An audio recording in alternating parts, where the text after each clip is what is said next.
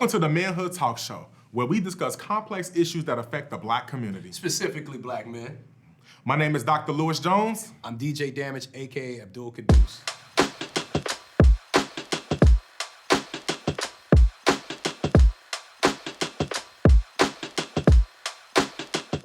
All right, man, so today's episode is gonna be very heavy. Very heavy. We're talking about suicide in the Black community, specifically Black male suicide. And did you know that the suicide rates for Black males are increasing at a very alarming rate? I'll say as a father, that statistic is scary.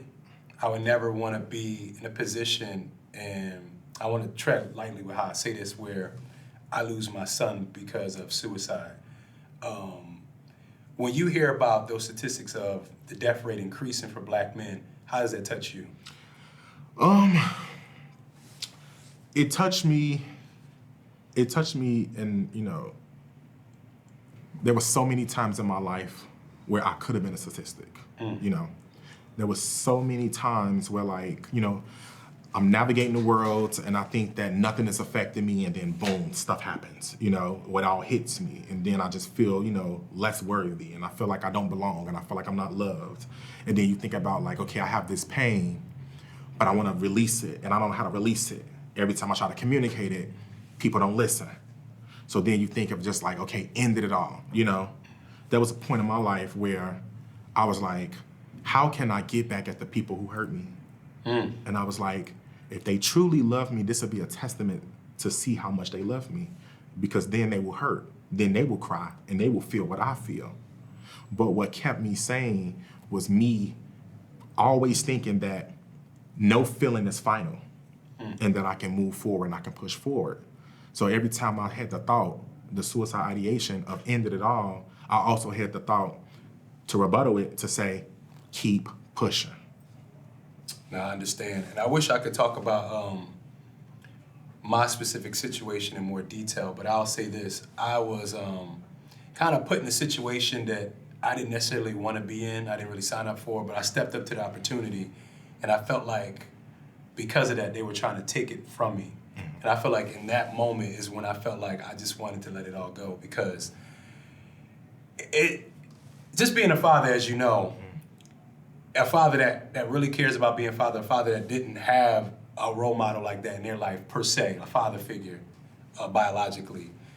I feel like it was a very dangerous game when somebody was playing with that opportunity being taken away from me. But how I dealt with it was, and this might sound toxic, and I'm glad I'm talking to a doctor. You have the floor. I had to completely let it go. How did you deal with your situation? Because I had to really completely detach and let it go and say, you know what? If it's gone, it's gone.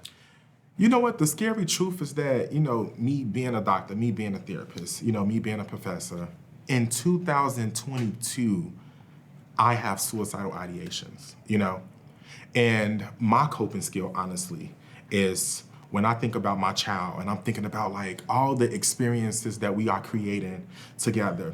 When we going to Disney World and Disneyland, we going to Universal Studios, we going to SeaWorld, we going out to eat at fancy restaurants. I even took her to Rodeo Drive. I'm like, this little girl is getting all of these experiences, and she don't even know how crazy the world is. All she knows is that she's loved, and she's getting whatever she wants. And if I end it, I take that away from her. Yeah. So for me, I always think about the fact of keep pushing for her, It may be hard for you, but you are changing that for this person. And then when you do that, you also transfer the feelings that you have onto your child. And if it's hard for me, I can only imagine how hard it'd be for her, and I don't want that. Yeah. Another thing for me is I had to become a renegade in a sense and really stop caring about societal norms and what people think of me, how this looks, the imagery. And it's easier said than done, because we live in a time where everything's about what you got. Everything's about what you can show as far as social media. We think about TikTok and Instagram. But I had to get to a point in my own sanity where I was like, I don't care what you think about me.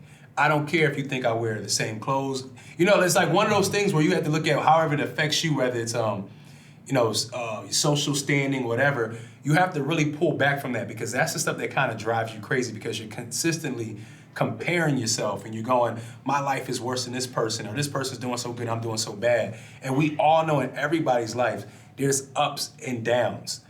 But the problem is with some of these social media platforms is you're just seeing all the ups all day long. And when you're in your down, you have nobody to really connect with. I feel like that's really important for there to be platforms out there where you can really connect and have people that understand you and sympathize with you, because it's really needed.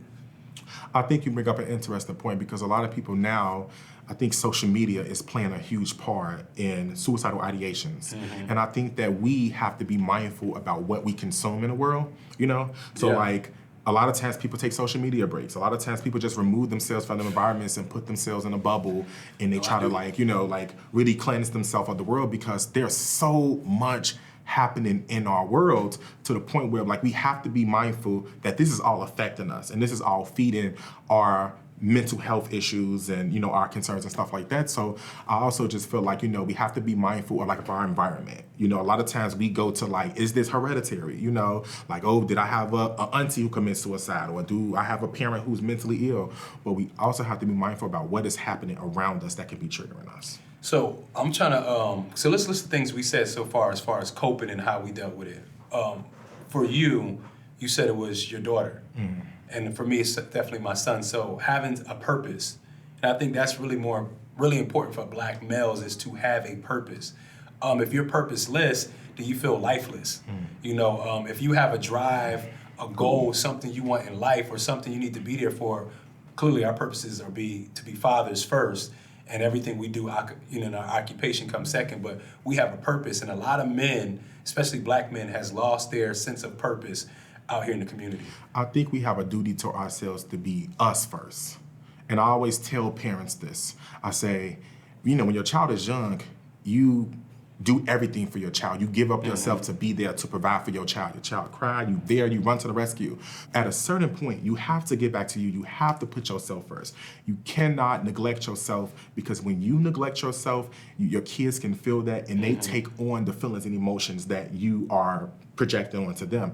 The thing about it is that I always tell people that you have to be mindful about how you show up in the world, especially as a parent, because your kid is a carbon copy of you. Your kid is a recorder. It is picking up everything you're doing. And it's not just vocal, but it's also your feelings, your energy, and everything else. So this is why it's important for us to take care of ourselves, whether we parents, whether we CEOs, whether we're therapists, whether we're trainers, whether we're human, whoever.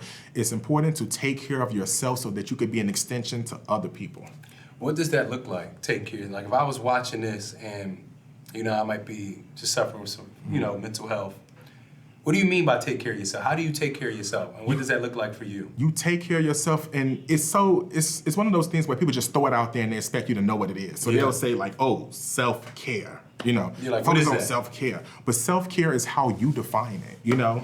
So I was talking to one of my best friends he confided in me, he said, Louis, I'm struggling. You know, he was like, I'm missing my parents, I'm missing this, and I'm not doing this, and I'm not doing that. And he's so consumed with being a father, being a husband, and also being a hard worker. Pressures of life. Yeah, and I was like, you have to do the things that you enjoy, you know? So you have to create the space. So self-care is about creating the space where you get to enjoy yourself. So let's say, okay, when your child goes with the mother, that should be a time when you going to the basketball games and you laid out on the couch and you going to the spa, whatever, you know, you decide to do, whether you go to the beach, whether you go on a hike, you go on a vacation, you take those moments and you just like, you pour back into you. So when your son comes home, you're able to give more to him. It's almost like resetting.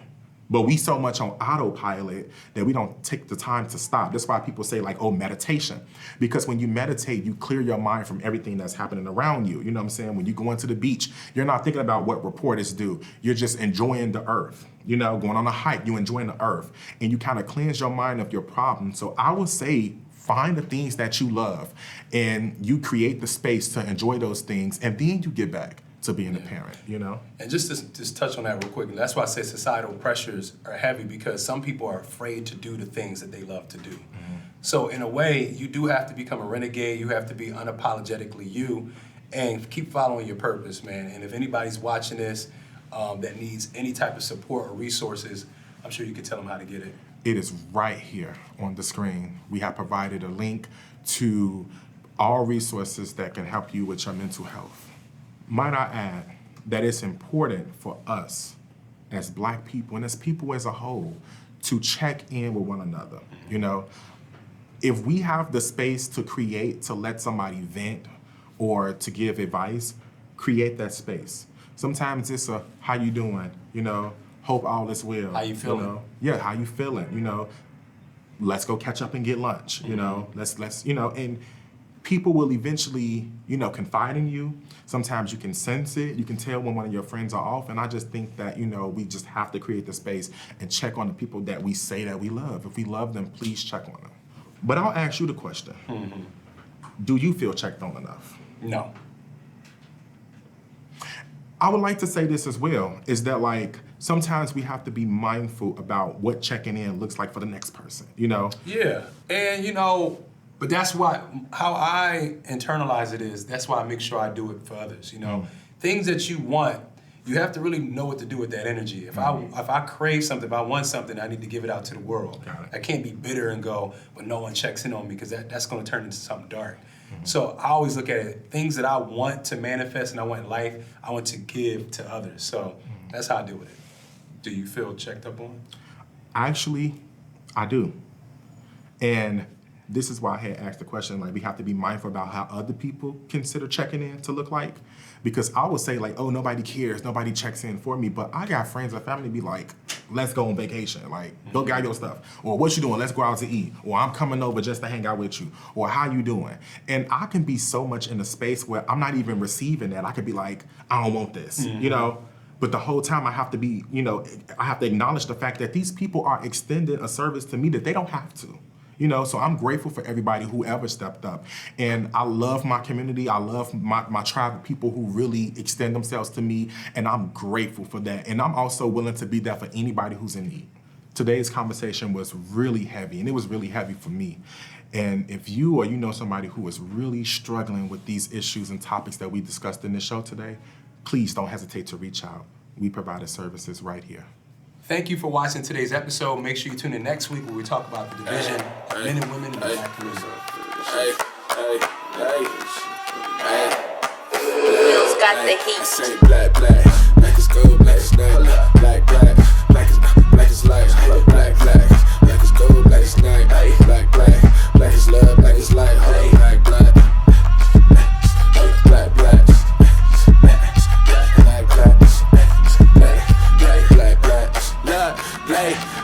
Thank God for this hellfire that he blessed me with. Young gutter brothers that indulge in a decadence. Precursor purpose, first time finishing. God's light on me, no diminishing. My nigga, I'm black. How lucky it is to see 21, no blackjack. Superstitions got it, premonitions like a black cat. Don't let your dreams through the seams, they might tax that. America chaos like my pain, it's a rap cap. Shine right through all of this stain, where the tide at? Been away, keep the fan focused, never sidetrack. Seeing is believing, it's a feeling, yeah, that contact. And if they sending shots, we gon' bomb back, boom, nigga. Made in this image, had a halo out the womb, nigga. They want me to be whatever they assume, nigga. But it's different on my side, I'm a killer whale, you can't stop me, nigga. Black is gold, black is night, black is light, black is gold, black is night, black is love, black is light.